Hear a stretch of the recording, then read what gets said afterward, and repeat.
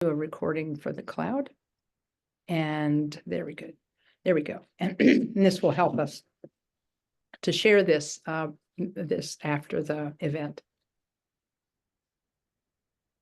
Okay. So let's start with the intention of taking refuge and engendering the Bodhisattva attitude. There are so many different attitudes we could take in life, and I think one of the best of them is the altruistic motivation to be of benefit to all sentient beings. And so I'll start with this in mind. In the Buddha, his teaching and the order most excellent, we take refuge until enlightenment is reached. Through the merit of generosity and other good deeds, may we attain Buddhahood for the sake of all that lives. And now I'll recite a short prayer from the tradition, and call upon all of our masters to be present with us as we study the Dharma. O palden sawe lama rinpoche dagi chiwar pede den shala kadren jembo neche sunte kusun tuking udrup saldu so.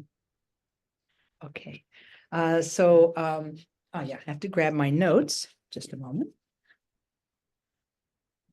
Yesterday we started by talking a little bit about the things that folks wanted to make sure that they learned during our program this weekend. And I understand that the group in Solana Beach who requested this teaching is reading Tara Brach's book on radical acceptance, which teaches the methods of turning toward unwanted emotional states and practicing awareness without judgment. And so I try to place the Dharma that I shared yesterday on those two topics. But a couple of my Dharma friends, hearing that I was going to be presenting on this, asked if I could also present a little bit about the major changes in life, big losses such as grief over the loss of loved ones, as well as talking about how to prepare for the time of death. Because death is something that all of us experience, and we are all aware that we will die someday, but not all of us have trained in how to work with it, how to work with our own death, as well as how to approach the deaths of those we love. And so that's where we're going to be going today. But I'd like to do just a most brief review, if I could, first. And that is, yesterday, I quoted my wonderful friend, Jan Tarlin, who gave a talk on how a compassion at the time of death. And he started by saying that our mind is what remains with us throughout our lives. Our minds are there when we're born. Our minds are there throughout our entire lives. Our minds are there at the time of death. And I know that not everyone believes in an afterlife, and not everyone believes in a before life, which my teacher would call past and future lives. But it's okay. You don't necessarily need to believe in a past and future life to really appreciate the importance of taking care of your mind.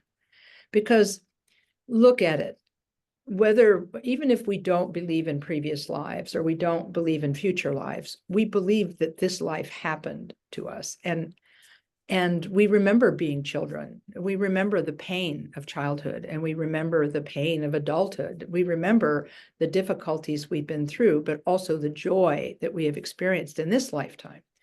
And we can bless the child that we were and bless the experiences we had and find ways to grow through the experiences we've had. And so in this way, even if we don't believe in lives before this one or a life after this one, we definitely believe in this life.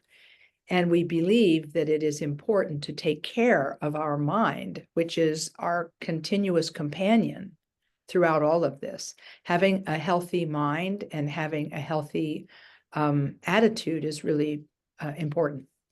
So yesterday we covered the basic teachings on that the Buddha gave about the mind. We quoted the Dhammapada, his book of sayings. We are what we think. All that we are arises with our thoughts, and with our thoughts we make the world. And if we think, speak, and act with an impure mind, suffering follows us. The impure mind here is the selfish, fixated, self-fixated mind, the mind that is only looking at ourselves. And if we think, speak, and act with a pure mind, happiness follows us. And so there, the Buddha is basically saying that happiness and suffering is determined by our mind and how we are, and with our mind and how we are in the world. And so doesn't it benefit us to learn how to work with the mind? And so I spoke yesterday about first the practice of sitting meditation. Because remember, we were talking about the Four Noble Truths yesterday. Suffering is part of life. Suffering has a cause. Suffering has a solution. And there's a path that leads to the end of suffering. And we talked about these four truths known by the Noble, or the Four Noble Truths. And we also talked about the Eightfold Noble Path of the Buddha. And we briefed down the Eightfold Noble Path into these four statements. Do no harm, practice virtue, and tame your mind. This is the teaching of the Buddha. Now, that last one is just a summary, so that leaves us with only three things to remember. Three things to remember as being the teaching of the Buddha. Do no harm, don't harm yourself, don't harm others. Practice virtue, take care of yourself and benefit others, and tame your mind, which means to work with your mind through the practice of meditation. We talked yesterday also, and as I review this, we talked yesterday also about the practice of quiet sitting meditation as the foundational practice of taming the mind. When we sit and mentally observe our breath coming and going and coming and going, and then return our attention again and again and again to the breath, we find a way to work with the thoughts that arise. And by letting go of a thought in the moment, we basically take charge of our attention. We place our attention on the object we want our attention to be on, which for the case of basic Buddhist meditation is the breath. But you can also meditate on a form of the Buddha or a form of a bodhisattva and use that as your object of meditation. But the practice remains the same. You place your attention, it will stay there for a short time, and then it might waver and be distracted. And then we notice the distraction. We can even label it thinking. We can let it go. And then with incredible compassion and gentleness, we return our attention to the breath for a fresh start. One of my friends who's a psychotherapist said that this practice of meditation is actually quite useful and helpful for people who suffer from anxiety and depression. I mean, it's not a full treatment because talk therapy is incredibly valuable and is necessary. And for some people, medication also is important. But however you and your care team decide to treat your anxiety or depression, my friend, the psychotherapist, said that part of the reason that quiet sitting meditation helps with anxiety is because, how did she put it? She said, we often pay too much attention to the wrong things. Maybe somebody hurt our feelings, or maybe we suffered through something and we can't take our mind off that thing we suffered through. Or maybe we're worried about something in the future and we can't take our mind off that thing we are worried about in the future. But if we have the capacity to come back to the present moment again and again and again, number one, the thoughts of worry and anxiety tend to dissipate because we gain power over our attention, placing our attention on things that matter as opposed to things that don't, or things that are positive as opposed to things that are harmful. So that's a little bit about what we talked about yesterday. Also, not just the Buddhist meditation teaching doesn't just teach us how to let go of things. It teaches us how to take on positive thought patterns and positive attitudes. And the most positive of positive attitudes is what we call in Buddhism the bodhisattva motivation, which begins simply as the wish to be of benefit to all sentient beings. I shared yesterday what my teacher, Khenpo Karthar Rinpoche, said, that this simple, almost childlike wish to be of benefit to everyone we encounter he says, it starts a momentum of goodness in our mind that eventually becomes self-sustaining. I have a friend who lives on the East Coast, and she's been through a lot of difficulty in her life. And she said that she was very anxious and worried and upset a lot of the time.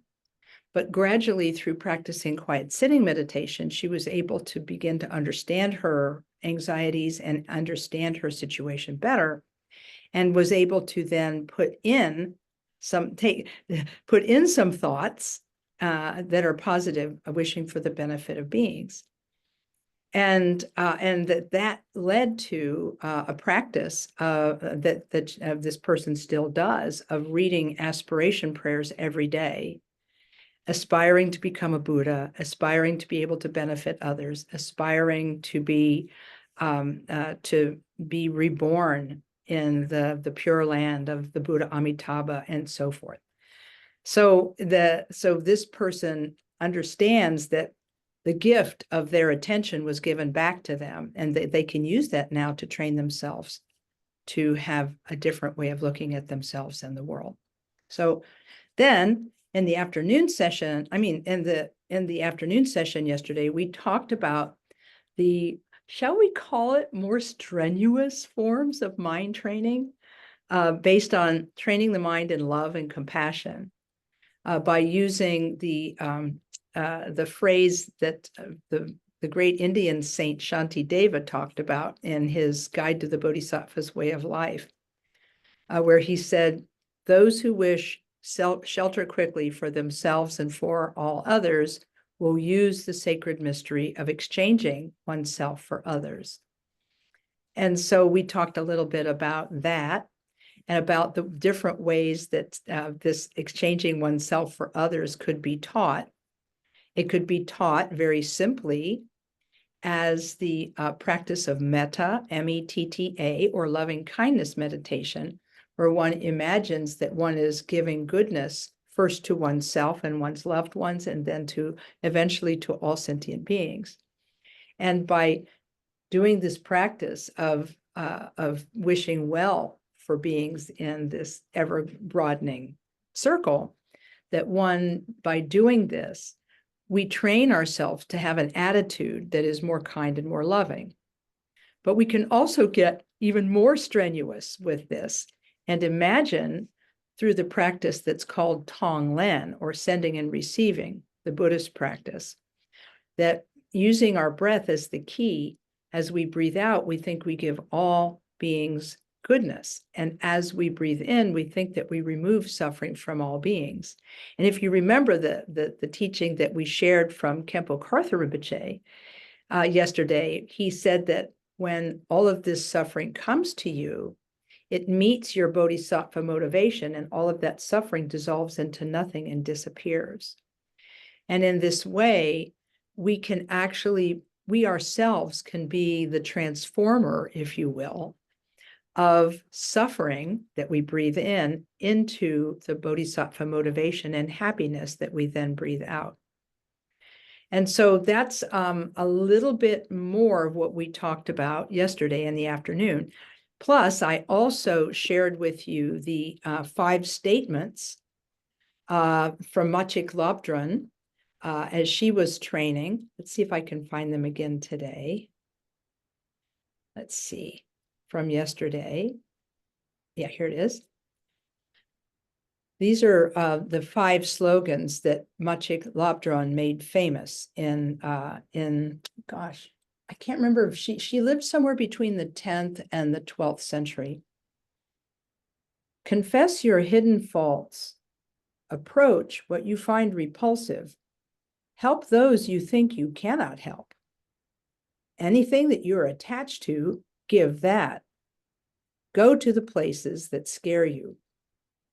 So these are, and remember yesterday in the afternoon, I was saying that that's pretty strenuous mind training practice. That's pretty much beyond what lots of us could do in our mind training practice. But if we use the trainings that are taught in the mind training manuals, such as this one, The Great Path of Awakening, written by Jamgon Khantrul the Great, if we look at these mind training manuals, they give us ways to gradually approach these types of strenuous practices. And I don't know that I spoke yesterday about the benefits of strenuous practice and why these strenuous practices are taught. Because if they're so strenuous and so difficult to think of, why do we learn them? Well, Khenpo Karthar Rinpoche said, we didn't have to learn selfishness. We didn't have to take lessons in selfishness. It is our default mode. He didn't use that term, but it's the method of thinking we're most familiar with, which is me, myself, and I. And we don't really think that much about others unless it involves me, myself, and I, and what we think that others should be doing for us. And so, but we have this incredibly reflexive habit of clinging to ourselves and to our own interests in any situation again and again and again. So we need no training for that. But and this is why we have to start with minor training. I mean, if you're doing weight training, you do not immediately start with giant barbells. You don't immediately start with those. You start with little hand weights and you do those, and then you get bigger and bigger and bigger over time. And so it's the same training your bodhisattva motivation. You can't instantly be at the level of giving your body like the Buddha did in one of his previous lifetimes, where he gave his body to a hungry tigress so she could feed her cubs. It's like we're not quite in that league yet, but we can approach it gradually by using our imagination to imagine giving things to other sentient beings. And I spoke yesterday about the teaching given by Khenpo Karthar Rinpoche, in which a person could imagine that the beings they have harmed in this life, if this is our main focus, or in previous lives, if that's our focus, we can imagine those beings to be present in front of us and make a mental offering of all we have and all we own and all of our goodness as a way of repaying the harm we've done them. So I think that is, I called that building the bridge from meta practice to Maciek's five slogans. So I think I'm going to stop here for a second and see what folks are thinking today, because we are going to talk next about the instructions that are given for how to approach one's own death. And we're going to talk about that next. But before I get there, I want to see if the basic theories are okay, if everybody's okay with the basic theories, or if they have additional questions about yesterday.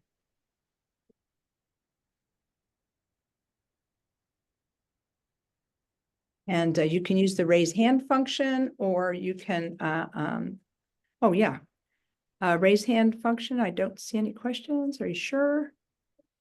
Oh, here's a question. Oh. Yay. All right. Thank you. Me? Yes. So I was thinking about how hard it is to really understand that samsara is not our friend. That I can get myself into a place where I think, oh, it's so wonderful to wish the benefit of all sentient beings. And yes, that is what I want to do. And then pretty soon I notice I'm really paying more attention to my own comfort or my own, getting things Right. on terms again. Yeah. And so I was thinking that these teachings by Maciej Labdron are really trying to bust up that subtle way that we're always going back to being samsaric in the way that we think. Right. And yet it's so hard to get ourselves to do it. Yeah. Well, that's really well said. And I do think, and I think that is really the reason behind the need for these things.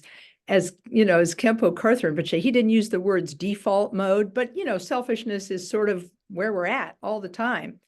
And it's not a bad thing because we do have to have enough selfishness to take care of ourselves, right? Because there's also self-loathing, which I hear people talk about all the time, and which I think I felt myself when I was younger, not liking myself very much. And I remember these experiences, and we find our ways through them. But for me, that's also a form of selfishness because it's still self-fixation. It's just instead of saying, I am the best, we're saying, I am the best at being the worst. It's kind of like that. So, and I do think that Maciek's slogans, being as strenuous as they are, they sort of are like a crowbar, she's kind of like, she's got a crowbar in there and she's trying to lever up our fixation on samsaric experience. Is that kind of what you were imparting here? Yes, and also I can't tell if this is just my resistance to the difficulty of those, but it also seems like if you don't have the proper motivation, if you go about trying to employ Maciej Labdron slogans, that could be unhealthy too. Could be it's like self-flagellating or something like that. Oh, well said. Well said. When Kempo Carther Rinpoche was talking about this one time, he did say that it's possible to hurt yourself by taking the wrong approach to this. And then another one of my Lama friends said, just because you're compassionate doesn't mean you have to be wrong-headed. He said you have to have an equal measure of compassion and wisdom. You have to have compassion imbued with wisdom in order to really accomplish it. So well said. Well, yeah, that's exactly it. And I think maybe I was saying this to you folks yesterday, I forget, but human beings do extremes really well. Black or white, yes or no, off or on, good or bad. But we don't do middle very well, where things are nuanced and balanced, and where we have just the right amount of selfishness and not much of the wrong kind. You see, we're so good at saying all or nothing, but we're not so good at being in the middle. And what's so interesting is that shamatha meditation is an example of how to train ourselves in middle. Because how do we sit? We sit in a posture that is both straight but relaxed, and we place our attention on the breath in a way that is both definite but soft. So, the practice of meditation is for us the beginning of this middle. But yeah, absolutely well said. That reminds me of Maciej Labdron's slogan, which was her shamatha instruction: relax, relax, alert, alert. Well done. That's right. Yeah. And it's something that we learn in Buddhism. And usually we learn it the hard way, by trying to sit too straight. Have you ever seen the YouTube video of Mingyur Rinpoche imitating the impatient meditator or the tense meditator?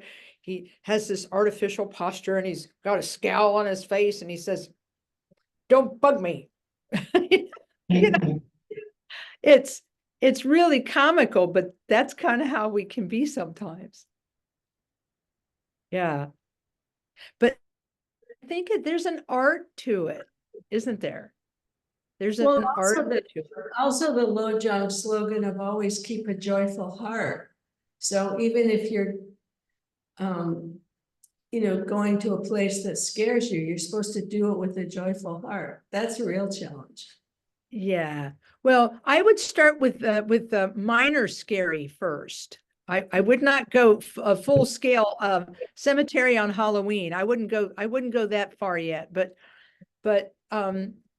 and sometimes the places that scare us are our own faults, aren't they?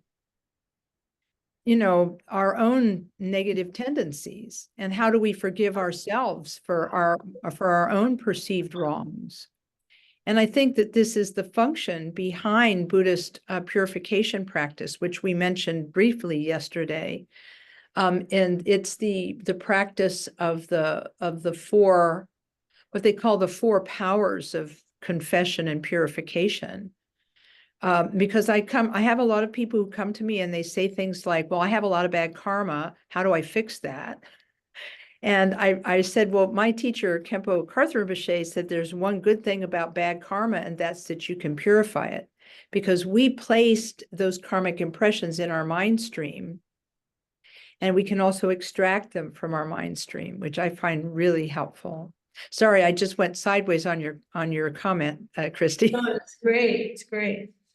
You know, yeah.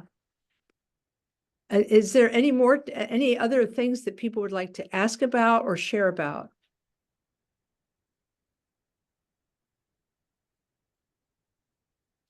Okay. Well, to begin with, I have a quotation from Great Path of Awakening I'd like to share.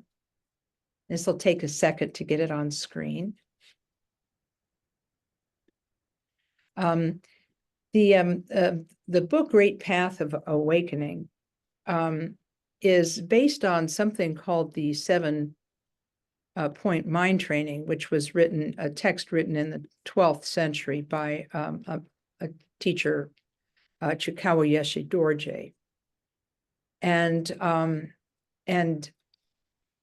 in that particular book, he teaches how to work with bodhisattva motivation in your everyday life. And so I'm going to sort of show you I'm actually going to have I have a scan of the book that someone made for me. And I'd like to show you this and go over it with you. We will be getting to the teachings on death and dying shortly, but first I wanted to share this with you. Oh, and I'm sorry, I didn't realize there might have been a question. No, okay, there's no question in chat. I had to double check. When we're training in Lojong or mind training, the bodhisattva motivation training, the fourth of the 7 points of mind training, the first point of the 7 points of mind training is to practice preliminary meditation that helps to make our mind open for the practices of love and compassion. The second is the practices of love and compassion, the actual practice. The third is turning adverse conditions into the path, which we also talked about yesterday. But now we're in the fourth of the 7 points of mind training, where if we look at the fourth point is the utilization of the practice in one's entire life. How to expand your practice of love and compassion to fill your whole life. And it has 2 sections, what to do during one's life and what to do at the time of death. And so as to what to do during one's life, it then quotes the 12th century slogan, a summary of the, if you wouldn't mind just refilling this, that'd be swell. Yeah, just, yeah. Thank you. Yeah, I have one of the shrine assistants here at KTC. She's getting ready to leave and she said, "Do you need more water?" And I'm like, "Yes, please." And um, I just got, the staff here is unreal. That's all I can say. They're amazing. Okay, so a summary of the essential instructions is train in 5 forces. And so he says, the Jamgon Control then says the 5 forces, the teaching on the 5 forces summarize the crucial points of practice. And in a single teaching contain numerous profound key instructions for the practice of the Holy Dharma. And so he's going to go through 5 things that help us deepen our practice.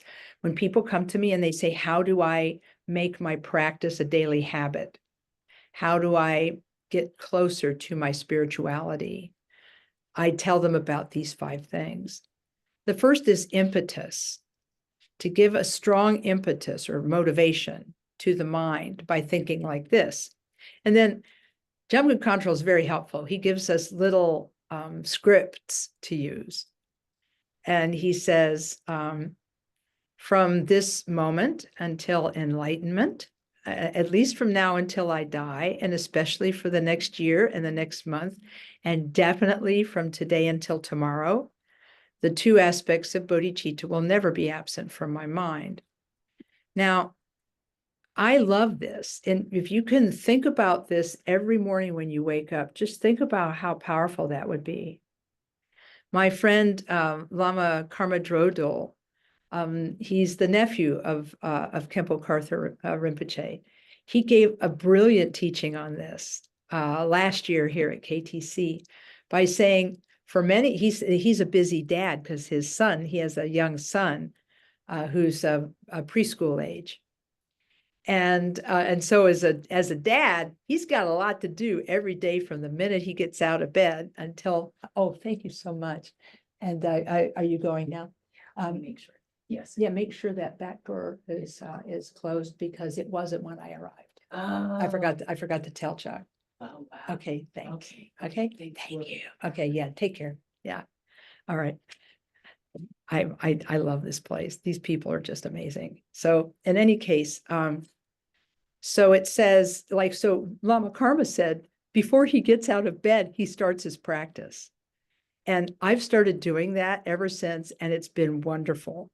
Because he said, the first thing you do is you wake up, you open your eyes in the morning and say, wow, I'm not dead. Isn't that great? I mean, wow, I'm not dead, I'm alive. And that means I can do some Dharma today. And you can mentally take refuge in the Buddha as your teacher, the Dharma as your path, the Sangha as your community. And then you can begin to, he said you could even sit up in bed and meditate a little bit.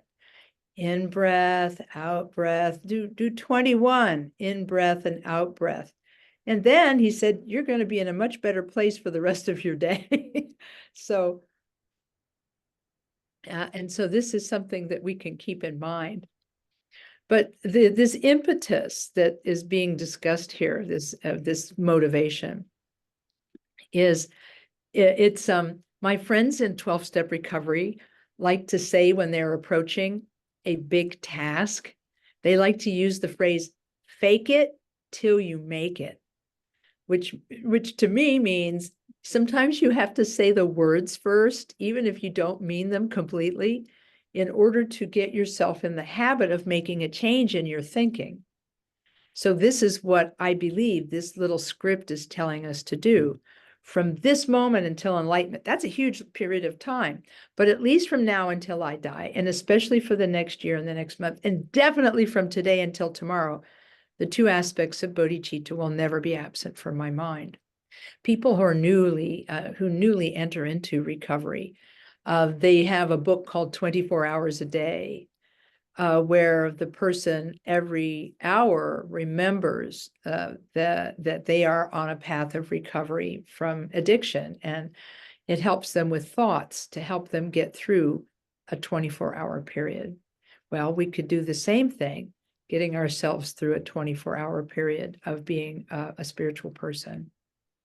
So that's the first method, the first strategy is motivation. The second strategy is familiarization. He says, whatever occupation or activity you're engaged in, virtuous, non-virtuous, or indeterminate, maintain mindfulness and awareness and train again and again in keeping the two aspects of bodhicitta ever in mind.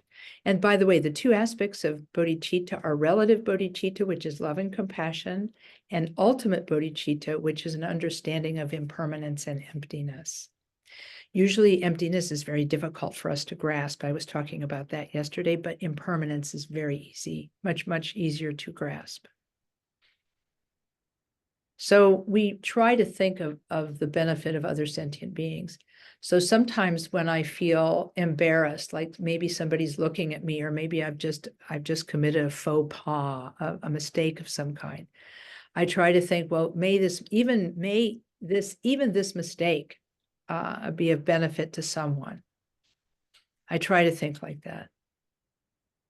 So again, mindfulness is what we learn in quiet sitting meditation, and awareness is what we eventually learn how to practice. This awareness without judgment that Tara Brach is talking about in her book. Third, the third strategy is virtuous seeds. He says, always concentrate your full energy, physical, verbal, and mental, on virtuous activity.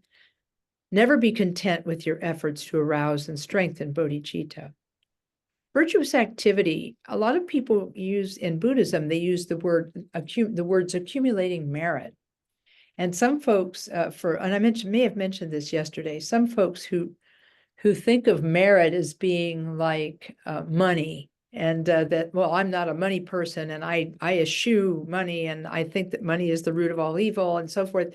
And this teaching on accumulating merit for one's future life, that all sounds really bogus and corrupt. I've had people actually say that to me. And it really didn't dawn on me until I heard one of the teachers use the word virtue. Use the word virtue, that you are training your mind in virtue. And so that really helped me, because I think about how I feel when I'm being stingy, holding on to my stuff and not sharing. I feel tense, I feel tight, I feel fearful. But how do I feel by contrast when I've just given something to someone out of the goodness of my heart? Like, it feels so much different. And if we know these two feelings, which one would we choose? Of course, we would choose the feeling of being loving and giving. And being loving and giving can happen anytime, any day. Khenpo Karthar Rinpoche said, start your generosity attitude by feeding the birds and the animals. He said, they don't walk up and knock on your door and say thank you. And you'll get used to doing things without expecting thanks. But I feel like this virtuous mind state that happens when we do virtuous things, it's powerful. It brings a lightness and a broadness and happiness to the mind. And my teacher, Khenpo Karthar Rinpoche, said it's one of the best ways to practice Mahamudra, which is the deep penetrating insight meditation of the Karma Kagyu lineage, of which this center that I'm in is a part.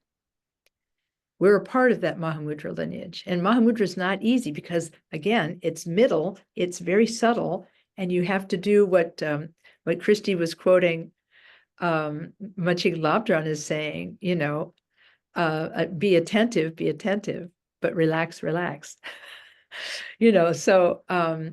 So in other words, Mahamudra can be practiced by, he said, much better by a person who has cultivated a virtuous mind state, a person whose mind is always very tense and very angry and very much caught up in attachment to their own views and so forth. Kind of like the people we see in all the talking head videos on TV where people are arguing politics and things like this. if we can get away from that kind of thinking for just a few minutes and experience ourselves differently, we will find that we are able to engage in these kinds of dialogues from a place of understanding love and goodness. So this is my commercial for engaging in virtuous activity. And there's two more to cover, and then we'll stop and have some questions and discussion. The fourth of these strategies is repudiation, which means that we notice when we're making mistakes in our spiritual training and we correct them. It means admitting when we make mistakes and finding a way to get through rather than turn away. Then he said, whenever ego-cherishing thoughts come up, abandon them completely by thinking in this way. And when you read this this paragraph, you'll see 2 or 3 of the literary devices used by mind training writers. Mind training writers tended to use irony, exaggeration, and they create a fictional character called ego fixation, and then they scold it. So this way, the person themselves is not blamed, but their habit of ego fixation is set to be like a separate force that we then scold. You'll see this right here. Here's a person addressing their ego-cherishing thoughts. Previously, from time without beginning, you, meaning your ego-cherishing thoughts, you have made me wander in samsara and experience different kinds of suffering. In addition, all of the suffering and evil that occur in this life are brought on by you. There is no happiness in your company, so I shall now do everything I can to subdue and destroy you. Oh, well, that's cheerful. But you get the point. They use this kind of exaggerative language in order to wake us up to the seriousness of the matter. Khenpo Karthar Rinpoche said, the worst thing a human enemy can do to you is kill you. That's the worst they can do to you. However, your ego-cherishing habits of self-fixation, he said, they can land you in lower realms for eons. He said, so who's the bigger enemy? It's a little tough to hear words like that because we value our life. But what's so interesting is that the Buddhists are continuously training themselves to be kind and loving toward themselves and toward others. It's a very difficult balance, and we're not going to strike it right away. But if we can at least recognize when we're getting off track. This happened to a friend of mine who said that they were in the middle of an argument, a repetitive argument at that, with their spouse, something they argue about all the time. And suddenly he stopped the argument. And his wife was looking at him kind of quizzically. And he said to her, please excuse me, I am training myself in a new behavior. In other words, he wanted to stop arguing with her, and she was ready to keep going because it's what they always did. And so when we seek to change these things, at first it's going to seem very clumsy and awkward and maybe even dumb.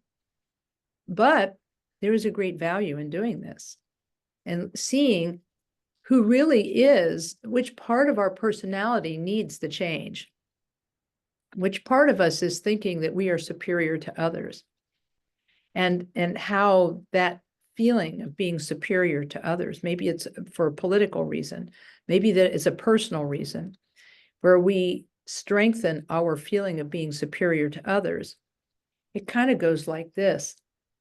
First we criticize others, then we ostracize others, then we marginalize others, and then we demonize others. And then after that, it becomes all right to harm them. And so whether it's personally or as a society, we have to watch our tendency to do these things and take action to counteract the worst of our impulses. Then finally, the fifth strategy is aspiration. At the end of any virtuous activity, he says, pray sincerely and dedicate all virtue to these objectives. May I, on my own, guide all sentient beings to Buddhahood. In particular, from now until I attain enlightenment, may I never forget the two aspects of precious bodhicitta, even when I am dreaming. May the two aspects of bodhicitta grow stronger and stronger. Whatever adverse conditions I encounter, may I take them as aids to bodhicitta. And so this book, which was written in two parts, the slogans were written in the 12th century, and this commentary was written in the 19th century. This book of slogans and commentary, it just gives us practical ways to apply these things.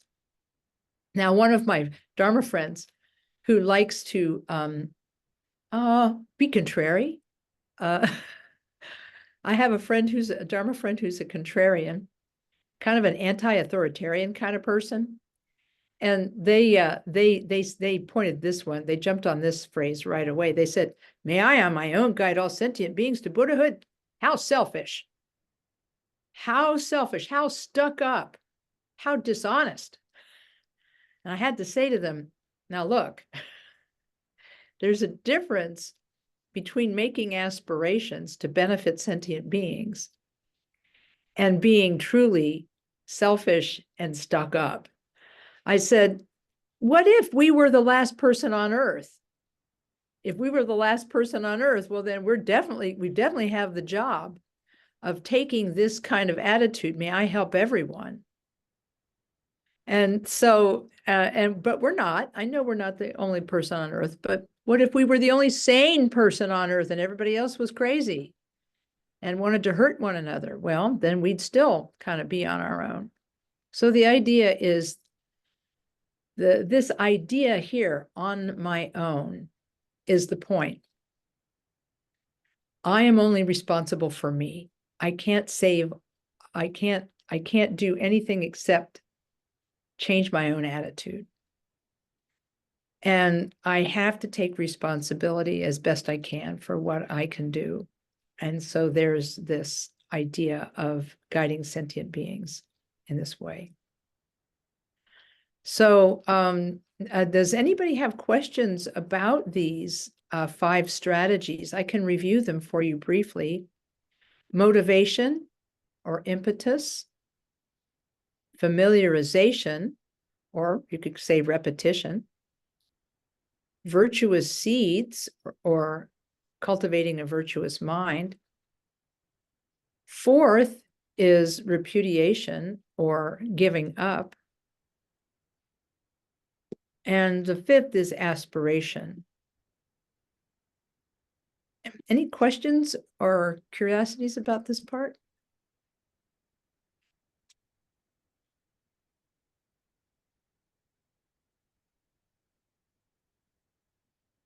I think the word virtue is kind of an old-fashioned word. And so when I hear it, I'm trying to put it into a little bit more contemporary. Mm-hmm. What does that look like to be thinking about doing good all day long? Like, what does that look like? Yeah. For me, that needs a little bit of translation or something. Oh, sure. I can see that. How about we talk about altruism? How about we talk about benevolence and altruism, you know? How about we talk about benefit? You know, the attitude of benefiting others or being kind. We could even talk about kindness. You know, if we look, I don't think I'm going to have right at my hand the list of virtuous actions, but let me give you, see if I can find them. Yeah, no, I don't have it. That's a shame. Let's see if I'm going to try one more place to look. I Yeah. think for me, there's something that gets a little confusing about the idea of being self-monitoring all the time Yes. versus, Uh-huh.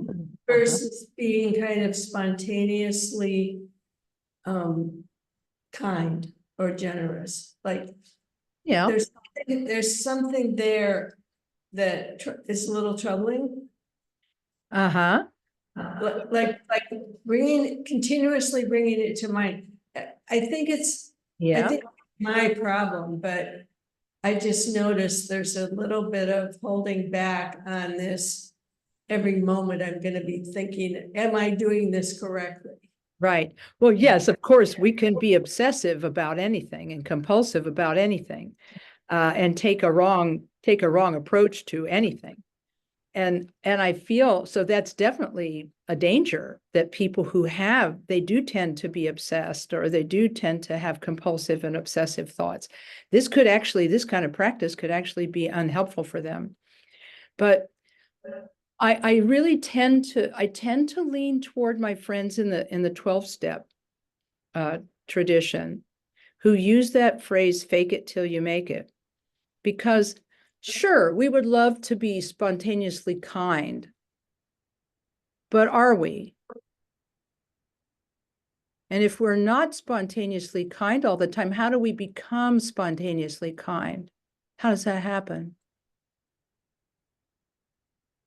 And see, and that's kind of where it comes, where we have to do it. We have to train in the thoughts. And so I have my Dharma friends read something once a day, where they make an aspiration to be kind to others and to work with their mental afflictions. And I have them read it every day, whether they need to or not. It's just a little short thing. You may have seen it. I have it. I have it on my business cards.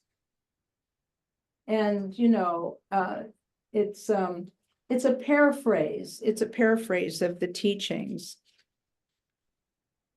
And it goes, may my difficult emotion contain the difficult emotion of all sentient beings.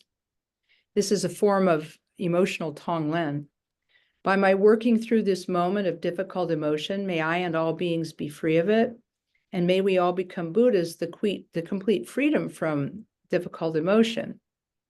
And I have them recite it every day. And maybe that's the wrong thing to do, but for most of us, we have to have something, we have to have some reminder we have to have some kind of reminder that is conscious.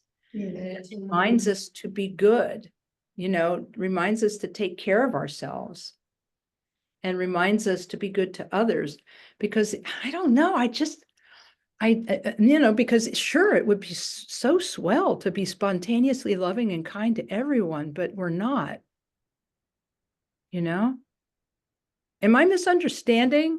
Because I think what you're saying is that we just need to be spontaneously loving and kind. Maybe I'm just coming at this wrong.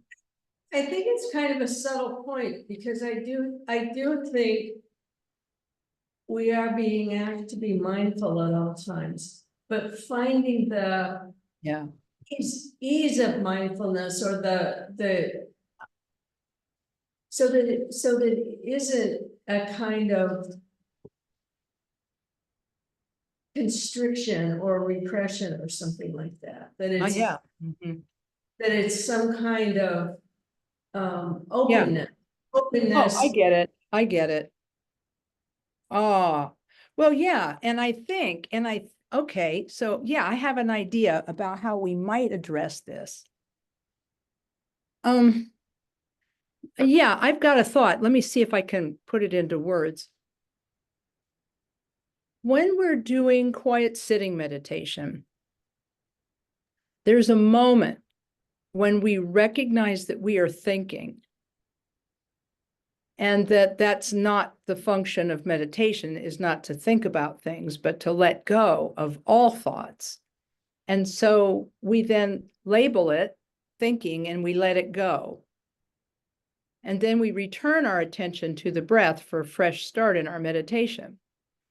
That moment is actually very important, because I call that moment taking one step back. That's what I call that moment of noticing the thought and then letting it go. I think of that as taking one step back. And when we take one step back from our thoughts and look at our thoughts as though we were an observer from the outside, this gives us a perspective on everything. It gives us a perspective on our motivation. It gives us a perspective on everything. And that one step back is what prevents what happens next from becoming repression. I prefer to think that what Buddhists are doing is they're creatively engaging their emotional states instead of chasing them away with a stick.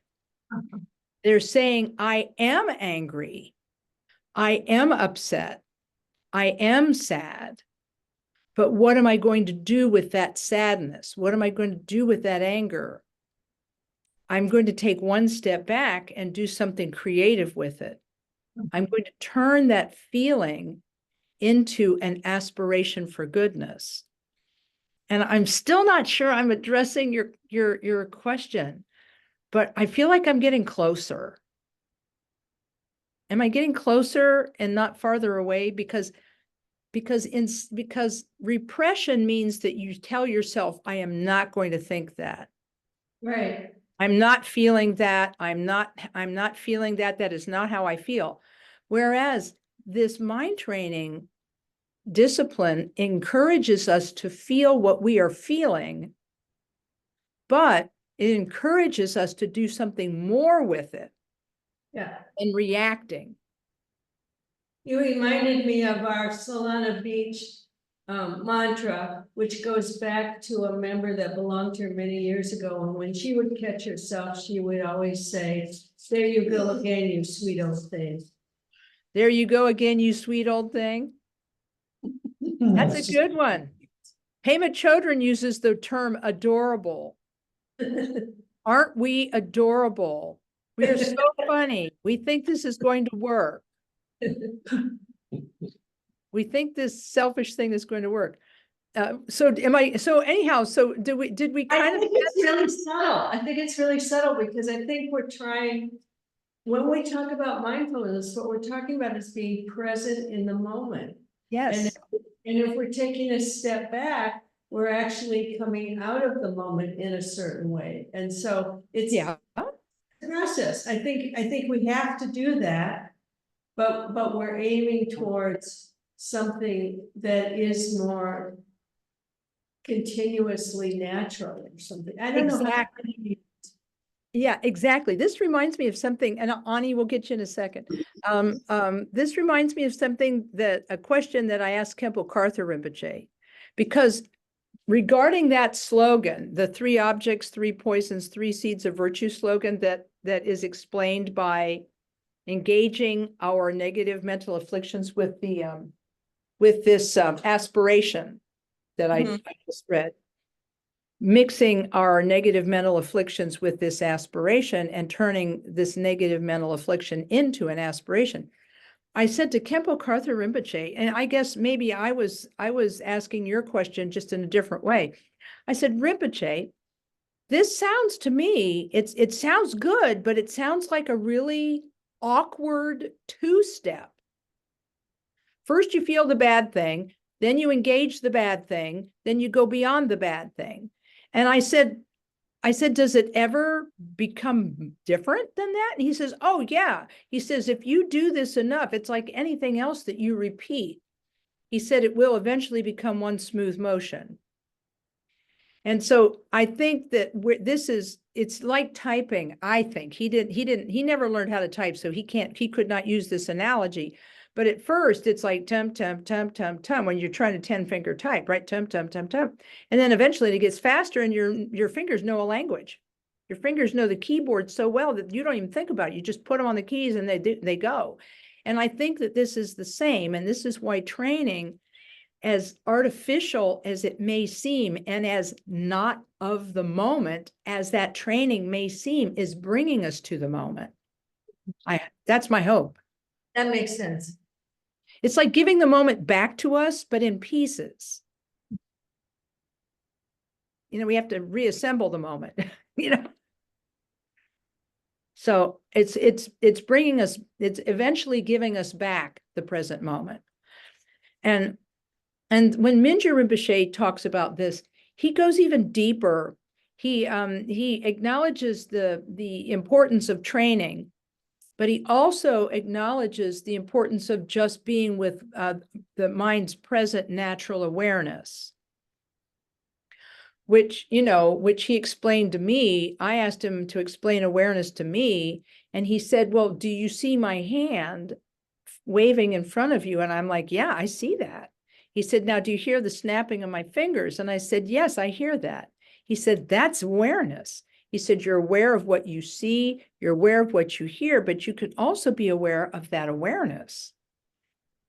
Everything comes from that, everything returns to that.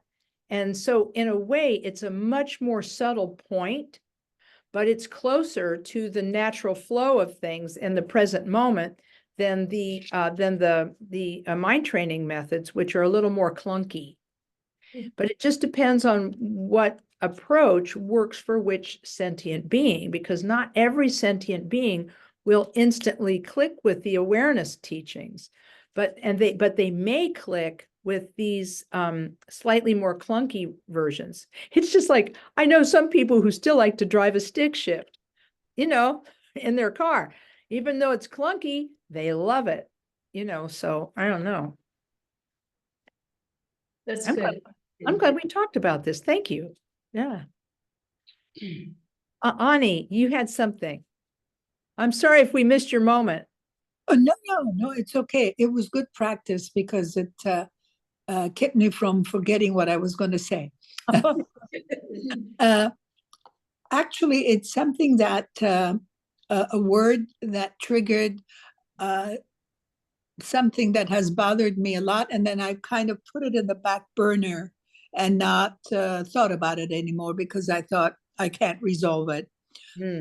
I thought that at one time, I don't know what I think now, altruistic actions are selfish actions. It is not possible to have an altruistic action without selfishness because I always thought of it as I'm doing it because it makes me feel good. Even if I donate anonymously or if I do something anonymously, I feel good that I did that, even though I don't talk about it to anybody else. But so I have never been able to resolve that. And I kind of put it in the back burner someplace, maybe not even on the burner anymore. And now today in this discussion, the point that Christy had brought up, and it just it got dusted off and it came back up again and said, Yeah, I get you. Yeah. So how do we deal with that? Is your question? Yeah, it is. I stopped dealing with it. I just thought, well, forget it. Just keep doing this and fake it until you make it, kind of thing. I don't know if I've gotten too far along that path, but no, I can really appreciate all of this, and sort of like what I tend to think is I remember a gosh, how did it go? Yeah, I remember a saying that one of my Dharma friends told me one time. He said, don't let the perfect be the enemy of the good. Okay, so don't let the perfect be the enemy of the good. In other words, when we try to do everything perfectly, then we don't do anything, because we never can get it perfect enough. And so it's kind of like what I was explaining in Christy's question, is that yes, it is conceptual. And yes, it is clunky and it's artificial, but over time, what I am told is that it becomes natural. And from my own experience, learning how to drive a car and learning how to type, I know that's true. I sit in that car and I drive that car. I don't think. In fact, I don't even think about parallel parking. Knock on wood, I can still do it. But I mean, but it becomes so natural that it's second nature. And so we shouldn't say, well, because it's not perfect, we can't do it. Because we know at some level that we are benefiting from altruism, that there is no true altruism. Well, yes, until Buddhahood, no, there isn't any perfect altruism until we become Buddhas. But that doesn't mean that we don't continuously train in the attitude, you know? There's this amazing book that's like the main textbook of the Karma Kagyu tradition of Buddhism. It's called The Jewel Ornament of Liberation. And it's by Gampopa, and it was written in the 12th Yes. century. So many of our great books were written in the 12th Yeah. century, amazing thinkers, you know, Machig Lobsang, Gampopa, and the rest. And he said he teaches the 6 perfect virtues, you know, generosity, ethics, patience, and so forth. And at first he says, yeah, you're doing it intellectually. You're not really doing it from your heart yet, but pretend, he actually says, like, pretend you're a bodhisattva doing this. And then over time, he said, it will become natural. And then when you become an enlightened being, then you will effortlessly, because you have trained in being ethical and you've trained in being patient, you know, you've created this container of positive habits, because then you'll be able to spontaneously be of benefit to all beings. There's a wonderful book that I'd encourage all of you to read because it's mind-blowing. And it's by Tralik Rinpoche. It's called Karma, What It Is, What It Isn't, and Why It Matters. And he talks in that book about something that my teacher told us when we were in 3-year retreat. He said, we're not Buddhas yet, but what we need to do while we are alive is train in a Buddha's habits. It's like we create this container of habit. And in the Karma book, Tralik Rinpoche explains that the Buddha denied there being an entity, that he denied that mind was an entity or a soul that was created by God and was going to go back to God, like that was the popular belief in his day. But the Buddha described this as a stream of being. Things are always going in, things are always coming out, habits are going in, habits are going out. But he said that we have this general habit of thinking of ourselves in a certain way, and that's the container for this stream of being, is habit. So all we are doing in this life is creating habits for who we're going to be in the next 5 minutes, you know, and then who we're going to be 5 minutes from then, you know, so it's like that. And, you know, I kind of feel like that about aging. It's I don't want, I was going to say it's almost pleasant, but it kind of is in some ways. I know the body deteriorates and so on and so forth. I think I understand. Yeah, thank you. Thank you. yeah. I always use too many words.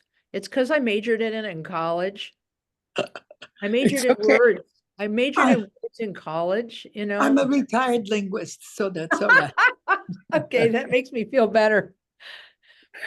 It's good. Thank you. Well, I'm sorry. I've kind of run us short on time here. I apologize. I'm sorry if there are other questions. If there are other questions, people feel free to type them into the chat right now if you can. And if you can't, write them down on a piece of paper and we'll gather them. Because I really do need to move on topic-wise right now. Because I want to make sure that before the break, we cover the Lojong or mind training way to approach the time of death. So stand by. We're going to go back to a great path of awakening. And by the way, Ani, I really appreciate you talking about the pleasantness of getting old. I have to say, I've actually experienced a little of that. I mean, my body hurts in ways that I never thought were possible, but and that part's not fun. But I like how it feels to know stuff. I'm meeting lots of young people, and I love meeting young people because they are adorable. They actually are adorable. They're so cute because they're learning stuff that we learned 40 years ago, right? How to do things, how to do physics. It's wonderful. It's just been so much fun to be part of their lives in a constructive way. I had to like show somebody how to write out a check the other day, and it was just so pleasant. It's like, oh, I now have a valuable skill. Anyway, so you get the picture.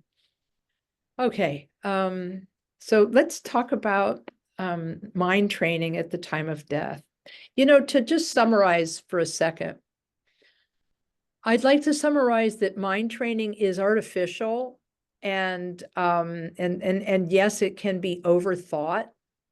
We can use too much, our thinking too much, but eventually it does bring us into a spontaneous way, a spontaneous feeling of joy and a spontaneous feeling of happiness. Khenpo Karthar Rinpoche said that when he was talking about placing the wish to benefit beings into our mind all the time or as much as we can, he said this starts a momentum of goodness in your mind that eventually becomes self-sustaining. And my friend who is doing mainly aspiration prayers as their Dharma training, they have expressed that they feel more spontaneous happiness now because they have changed their whole outlook on life based on making spiritual aspirations. So I don't know what to say other than that, but I'm hopeful that we'll all be able to eventually come to all of this. So what happens at the moment of death? Well, it's the same five forces. It's the same 5 strategies. And so it is this person, he's going to talk about a person who is facing death. When a person who is trained in this teaching is stricken by terminal illness, he or she should practice the 5 forces. So he's going to give these 5 strategies, but in different order. And the previous one, impetus, was the first one. Well, now it's going to be virtuous seeds. So he gives us 5 things to do.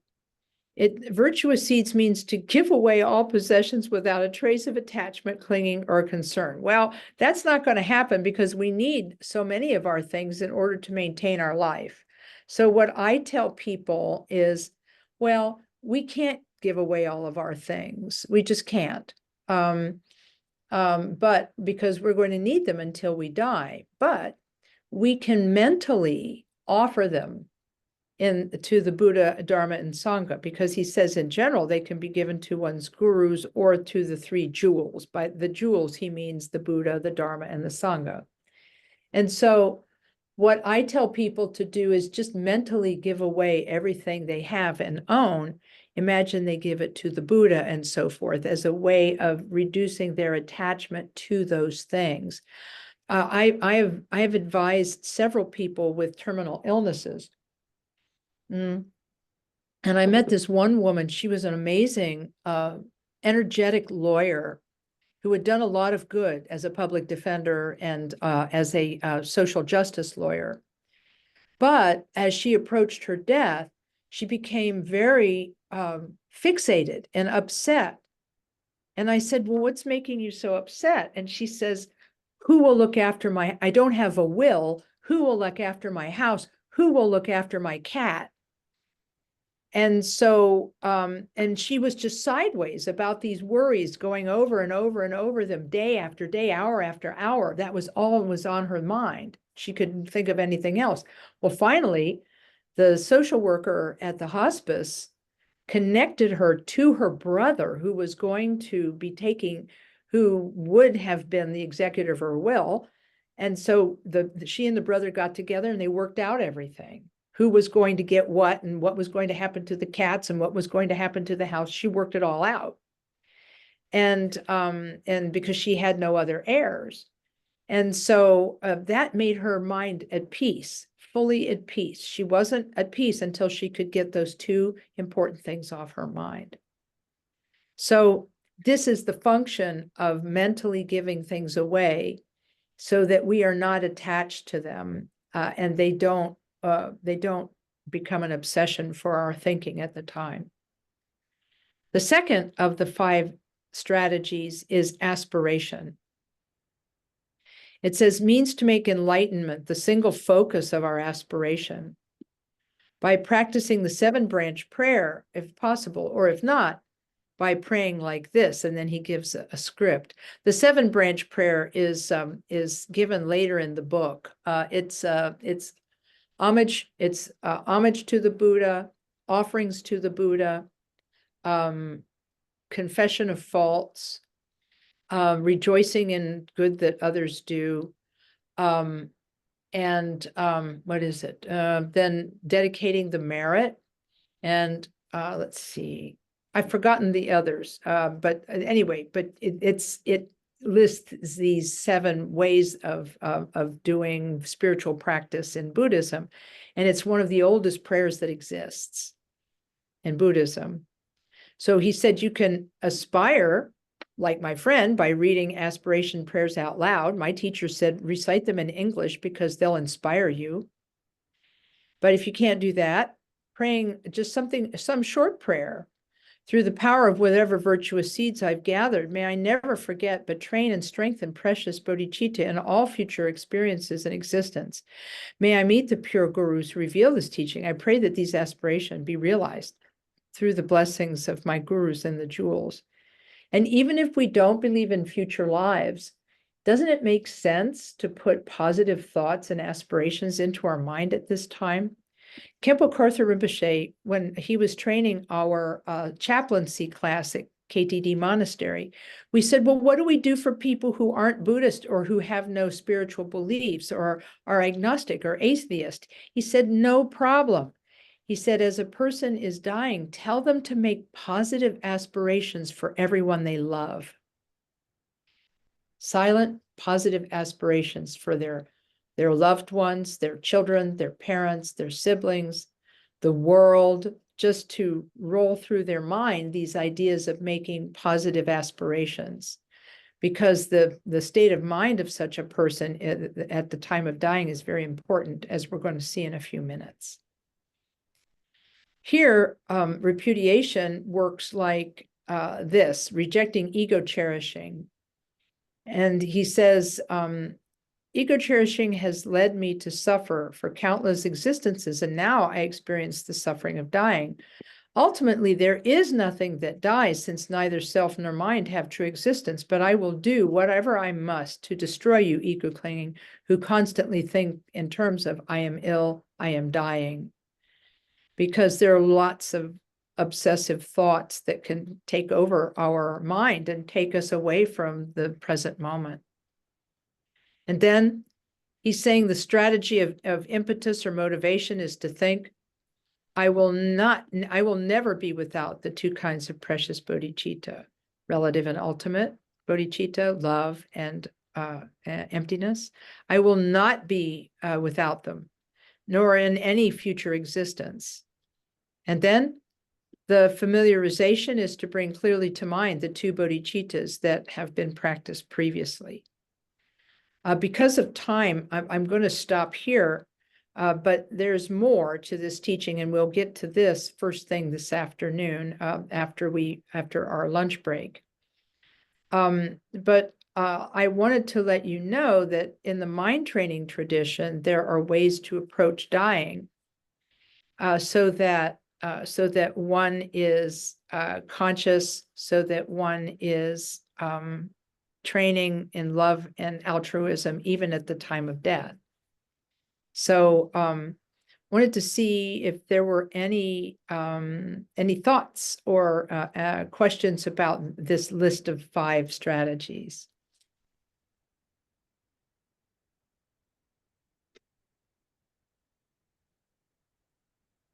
Okay, I am not hearing any, so I'm going to go sideways and show you a quotation that I hope will be meaningful for you from Trungpa Rinpoche. He gave some advice in one of his books, and I believe it's this one. I have a great good collection of books about death and dying. My favorite one is Bardo, Interval of Possibility, by my teacher, Khenpo Karthar Rinpoche. It's not a very big book, but it's a very powerful book. Trungpa Rinpoche also wrote a book, and it's called Journey of the Mind. And it's a wonderful compilation of teachings about the question of what to do and how to be at the time of death.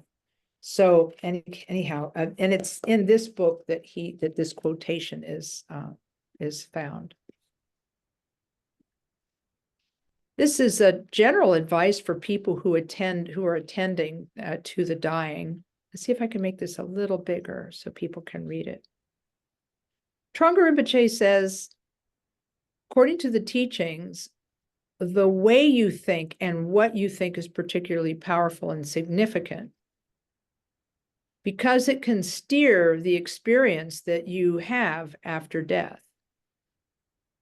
It can influence. Remember, we are what we think. All that we are arises with our thoughts, and with our thoughts we make the world. Well, even at the time of death, this is important.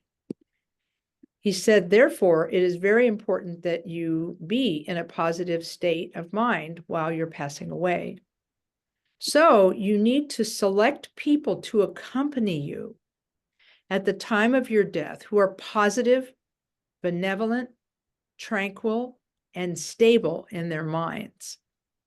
And the dying person, him or herself, also, of course, has to avoid as much as possible of thinking of things as they die that are going to make them extremely agitated. And I hold on to this quotation, and I give it to everyone who is facing a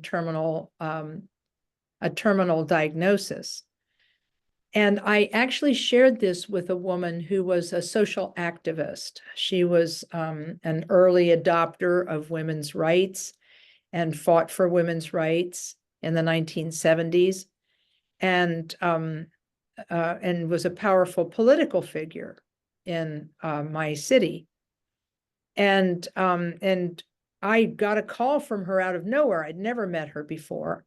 She said, I got your name from so-and-so, and I asked for the name of a Buddhist priest because I'm not Buddhist, but I am dying of cancer, and I would really like to talk to a Buddhist about death. And I said, sure. And so we sat and had lunch together, and she told me what she was trying to do. And I gave her this quotation, and I gave it to her just like this in writing as part of some instructions.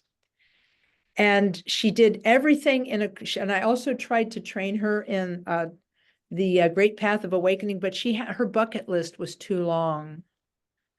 Her sister and her were going to go to Italy. Her sister and her were going to go to Florida. I mean, they were going to do all kinds of things because she had a really, really long bucket list.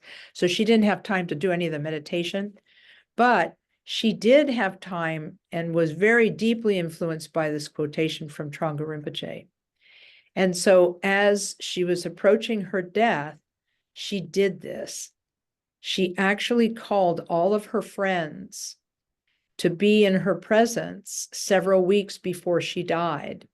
And she gave each person a gift and then blessed them and dismissed them, saying goodbye to all of them one by one, person to person, not as part of a big group. And not only that, she actually, the one thing she took to heart from this book was the 5 forces. And she immediately started breaking up her possessions and giving them to the people she intended to give them to.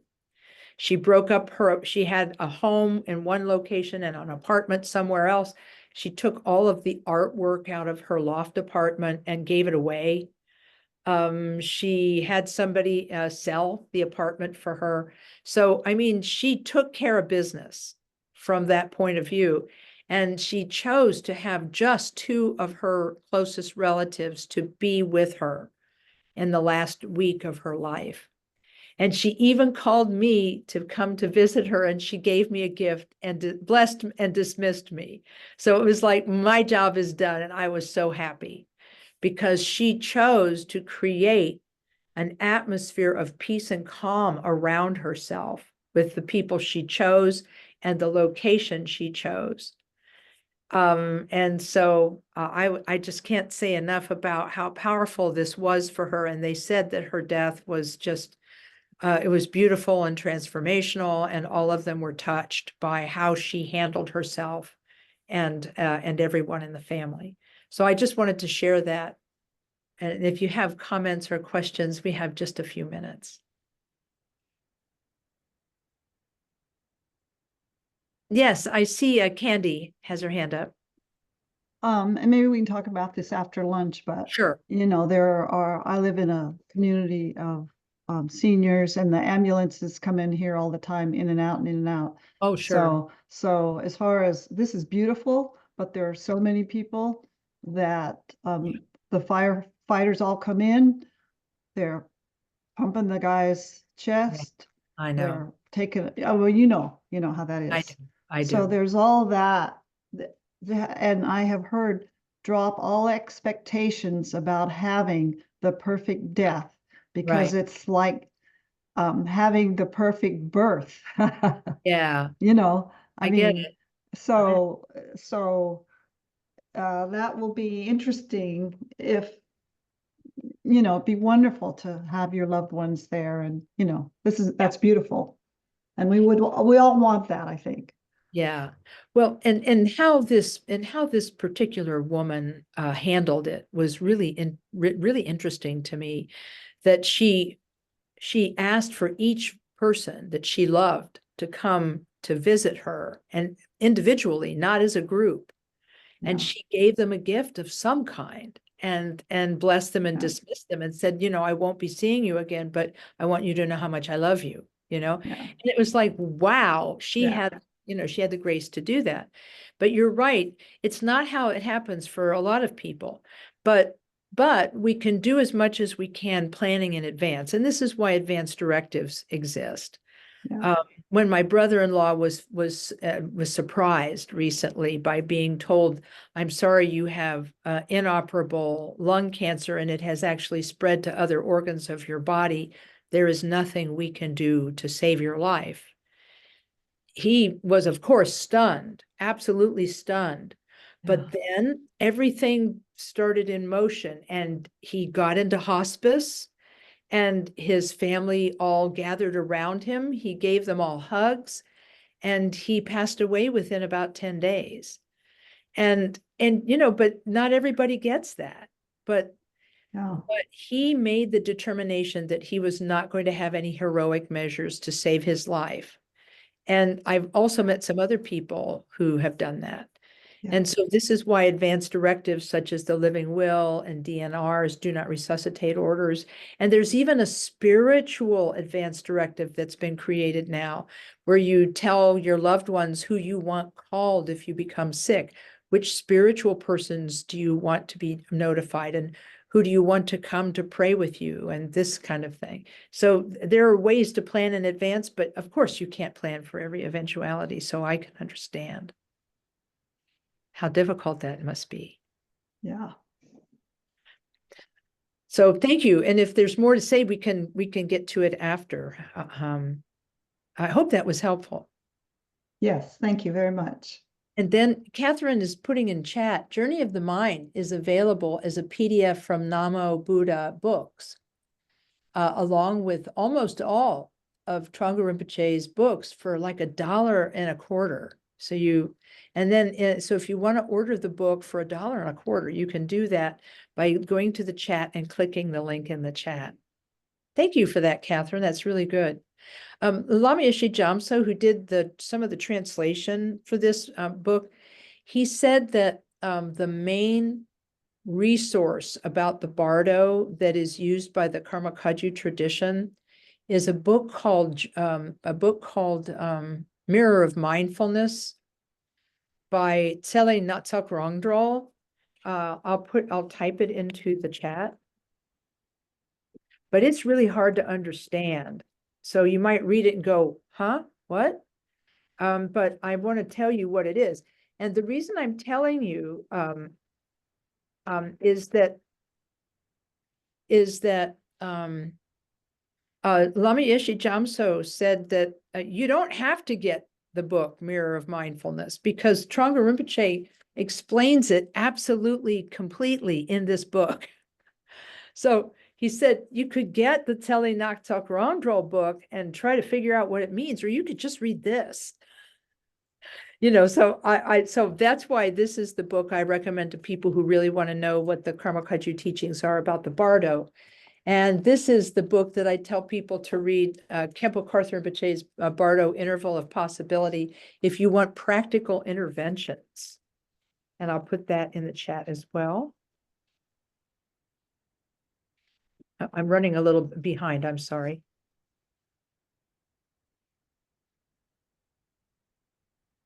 And it's by Khenpo Karthar.